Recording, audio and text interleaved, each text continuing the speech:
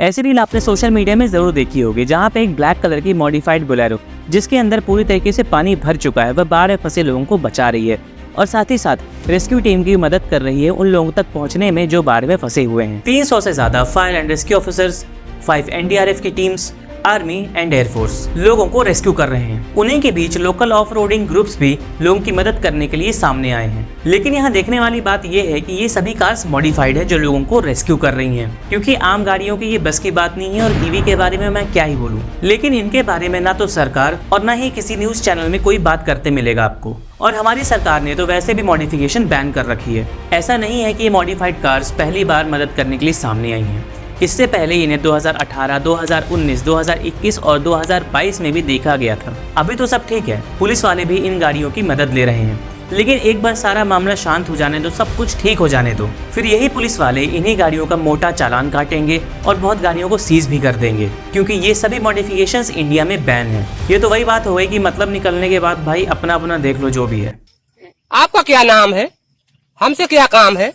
और 2019 में supreme court ने किसी भी प्रकार का कार एंड बाइक पे मॉडिफिकेशन बैन कर दिया है, जिसके बाद केरला में मॉडिफाइड कार्स का हेवी फाइन्स और कई कार्स को सीज भी कर लिया गया था। और यही नतीजा है कि आज इंडिया वर्ल्ड की 3rd लार्जेस्ट ऑटोमोटिव मार्केट होने के बावजूद हमारे पास खुद का कोई मोटर स्पोर्ट या तो कोई भी कार कल्चर नहीं है। और इसे अगर हम दूसरी कंट्रीज से कंपेयर करें तो वहाँ पे लोग एक से एक मॉडिफिकेशन करा रहे हैं, जैसे कि ये बेड, ये सोफा, बाथरूम, ये संतरा।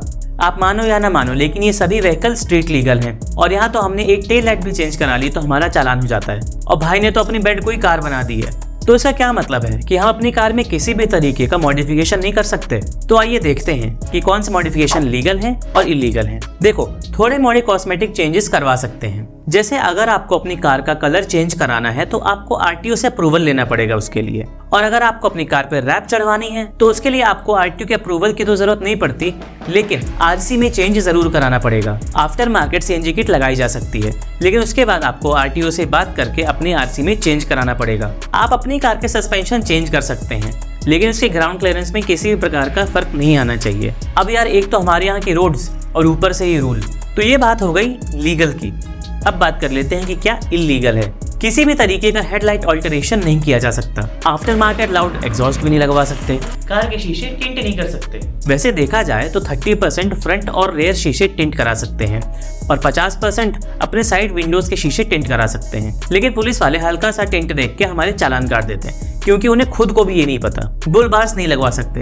वैसे नियम ठीक भी है, क्योंकि इससे एक्सीडेंट के टाइम पे एयरबैग्स ना खुलने का खतरा बढ़ जाता है और ये पेडेस्ट्रियंस के लिए भी काफी डेंजरस है। और नंबर प्लेट और स्ट्रक्चरल चेंजेस किसी भी तरीके से नहीं कर सकते आप। और रही बात इंजन स्वैपिंग की, तो उसके लिए आपको पहले RTO से बात कर लेनी चाहिए, क्योंकि हमारी RC में हमारा चेसिस नंबर और हमारा इंजन नंबर दोनों लिखा हुआ होता है। जो मॉडिफाइड कार्स वहाँ बाहर फंसे लोगों को बचा रही थी वो लिफ्टेड थी और उनमें स्नॉर्कल लगा था, जिसकी वजह से कार की वाटर वेटिंग कैपेसिटी बढ़ जाती है। और इसके लिए कार में थोड़ा स्ट्रक्चरल चेंजेस करना जरूरी है। लेकिन सरकार का ये कहना है कि स्ट्रक्चरल चेंज करने से चेसिस कमजोर पड़ जाती है और ये लोगों के लिए खतरा है। अब देखो, बात तो सही है कि मॉडिफिकेशन जो है वो लोगों के लिए खतरा है, लेकिन जो रोड्स और हाईवेज के किनारे ठेके खुले हुए हैं उनका क्या। और टबैको कंजम्पशन में भी किसी भी प्रकार की लिमिट या बैन नहीं है। चलो ये छोड़ो, अगर हम कार्स की भी बात कर लें तो इंडियन मार्केट में ऐसी बहुत सारी पुअर बिल्ड क्वालिटी वाली कार्स अवेलेबल हैं, जिन्होंने ग्लोबल NCAP में बहुत खराब परफॉर्म किया है। वैसे मैंने मॉडिफिकेशन की वजह से कभी कोई एक्सीडेंट होते नहीं सुना। ये सब चीजें जानने के बावजूद केरला के लोग मॉडिफिकेशन क्यों कराते हैं और इसमें क्या क्या रिस्क होता है। केरला से बहुत सारे लोग बाहर गल्फ कंट्रीज में कमाने जाते हैं, उनमें से बहुत सारे लोग बढ़िया कमाते होंगे।